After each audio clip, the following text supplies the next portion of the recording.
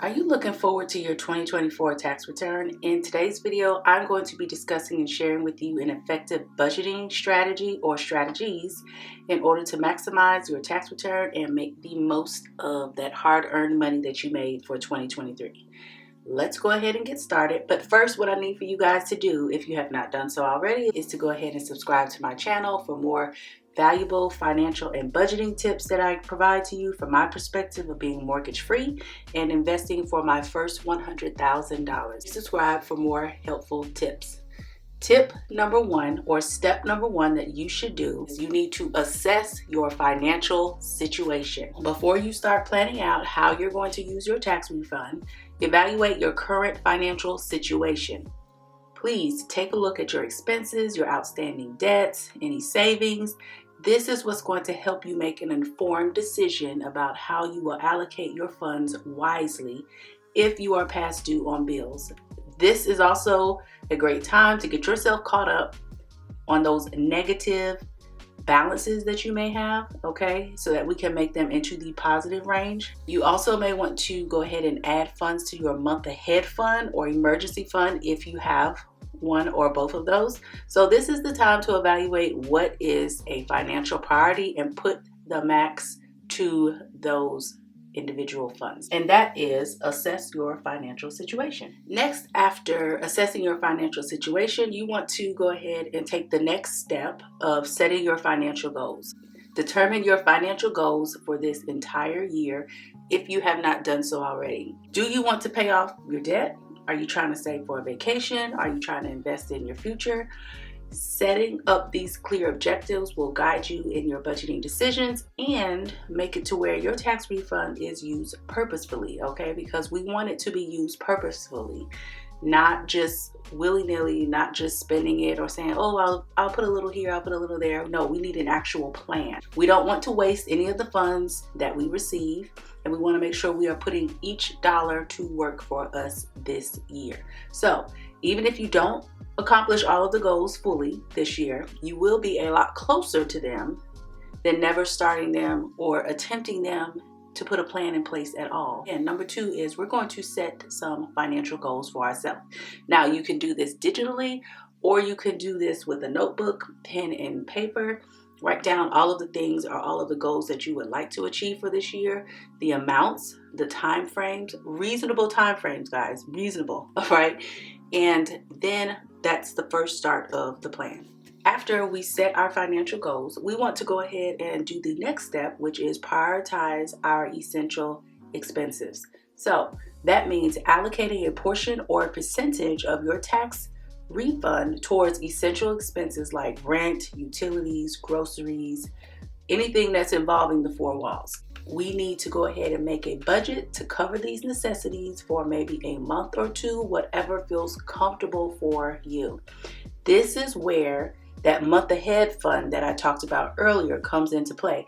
It doesn't have to be in all the categories that you cover, especially if you do not receive a large refund. However, maybe adding an extra $50 to the grocery fund is what is needed to help combat inflation at the grocery store. And also maybe adding an extra $100 in your health savings account fund that you have with your job that will cover any medical expenses or prescriptions that you have. This will provide you with financial security and peace of mind, knowing that you have more of a cushion than what you previously had in those particular funds.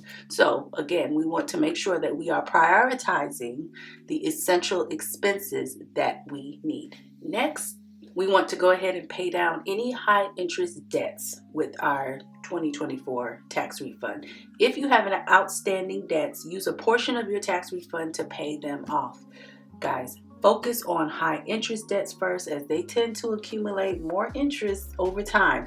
If your high interest debt is your credit card or your student loans, that may be the ones that you focus on first to pay down or off if you're that close to the balance being at zero. This will significantly reduce your financial burden and help improve your credit score. Also, this will help with your stress level, because we all know that if we are in debt, if we have somebody that we owe, if we have all of these bills that are coming in, it's just very, very stressful, okay? So if you can pay down some of that, pay down some of what I call that stress, please do so with whatever you have. It, even if it's just a little bit and you feel like you're not making a lot of progress, it will definitely help. Okay. Step number 5, after you pay down that high interest debt, is make sure that you build up an emergency fund. Consider putting some of your tax refund into an emergency fund, as I stated earlier, or the month ahead fund. We all know that life it's just unpredictable, and having a savings for unexpected expenses will protect your financial well-being. So the rule of thumb is to save 3 to 6 months worth of living expenses in case of emergencies. However, what I say is start wherever you can. So if that means that you're saving $500 to $1,000 to get started as your emergency fund, then that is what you do, okay? So Dee from It's Dee's Bankroll, she has a great video sharing tips on how she is able to contribute to her sinking funds or variable expenses on a lower income. Definitely make sure that you check out her channel, as she lists some great ways that you don't have to take a lot of effort in order to save. But we do want to have an emergency fund, because you never know what can happen. Maybe all of a sudden you have a big medical bill that you need to pay, or maybe you get laid off from your job, or maybe there's some other type of homeowner's expense. Guys, all of these things happen without warning, and so you want to make sure that you have something in place to be able to cushion the blow of when it does happen. Step number 6 is that you want to invest in your future after you build up your emergency fund. Now, I will say, let me just interject that if you can't do all of these things with your 2024 tax refund or any refund that you have, then you just need to make sure and you look at and see what you need to prioritize and what you can do. Okay, so after setting your financial goals and prioritizing your essential expenses, if that's all that you can do, or you can only go to pay down high interest debts, that is fine. Okay, you're still making progress and you're doing something. So this is not an all-inclusive list, or this is the be-all end-all list, but this is giving you a good idea of how and what you can do with a tax refund so you are not wasting it. So with investing for your future, you can maximize the potential of your tax refund by investing for your future. Not future as in just for this year, but beyond, okay? Because I know at some point we all want to retire with dignity, okay? So putting forth some funds into a retirement account such as an IRA, or investing in apps such as Robinhood, Moomoo, Stash, M1 Finance, you can save for your financial future outside of your employer's retirement plan. Or if your employer doesn't have a retirement plan, now you have something in place for yourself. Lisa from Lisa J Stocks here on YouTube, she has some great information that she has been sharing regarding investing and things that you can do, and she's talking about her portfolio as well. Also, Mommy Trader here on YouTube is a great source that I look at as well, and some other individuals also, but they are also sharing investing content each and every week, showing how you can do it step by step and giving you the basics and keeping us abreast and up to date on investing information. Well, I'm not a financial advisor, but I do recommend looking on YouTube, looking at different articles, going to the different articles that have been suggested, reading them for yourselves, and reading different financial books in order to gain knowledge. You want to make sure that you are setting yourself up, and YouTube is a world of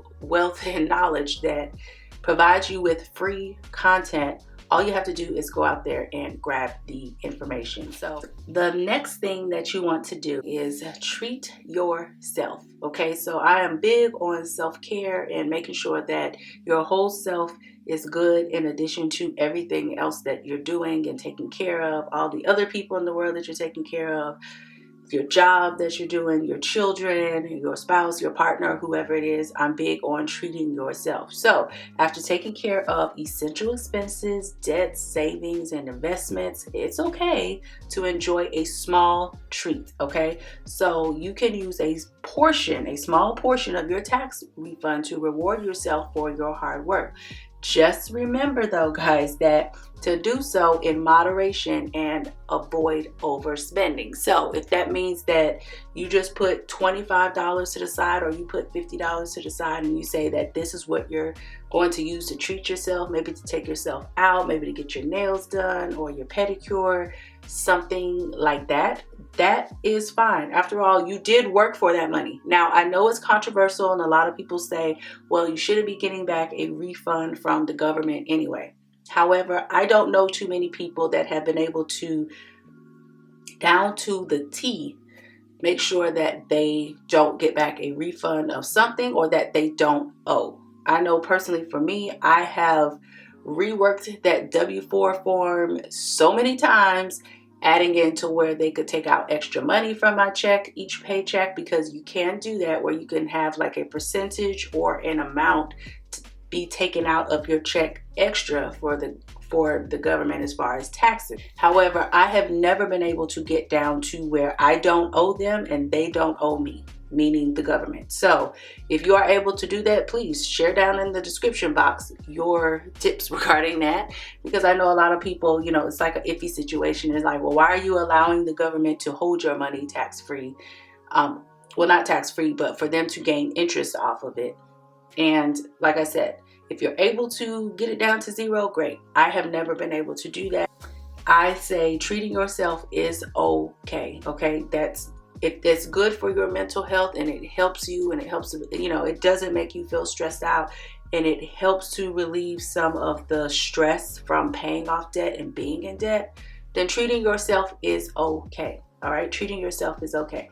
Now, if you know that when you treat yourself, you get a little bit overboard with it, and you don't know how to control yourself, then that may be something that you need to evaluate for yourself. But by following these budgeting strategies to make the most of your 2024 tax refund and achieve your financial goals, this is a winner for you, okay? Because you're starting the process early. We're not waiting until we actually have the tax refund in our hand. We are making sure that we are making the plan right now. So remember to plan wisely, prioritize your expenses, and invest in your future. Thank you so much for watching today's video. Please make sure that you subscribe to my channel for more helpful financial tips and information. And until the next video, guys, bye.